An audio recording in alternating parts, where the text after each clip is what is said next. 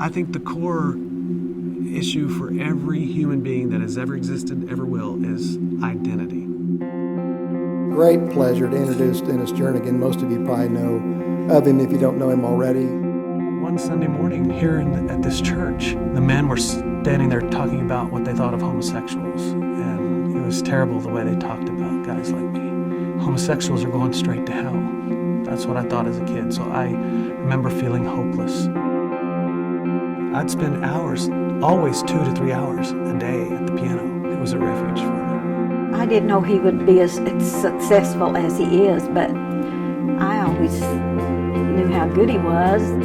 Is it cool to have so many people singing your songs, wanting to sing your songs? It's overwhelming, it's humbling, it is totally cool. God's given Dennis a special gift. Some of his songs now are printed in hymnals that are used in churches around the world. His music goes places that nobody else's does. My own soul and my own heart. I've only ever heard condemnation from the pulpit. People being like, homosexuality is an abomination, but not saying that you can be set free. I've been going to man to find out what a man is supposed to be, when I needed to be going to my Creator all along for my true identity. After all, it's He who made me.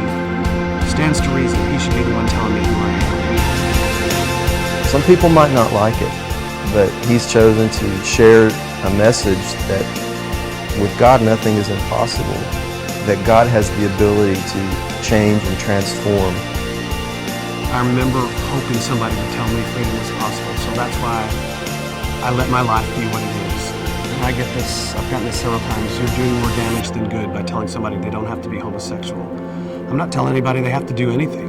I'm just telling them God loves them. And here's how God loved me. This is what I was struggling with. This is my story, but this is what my God did.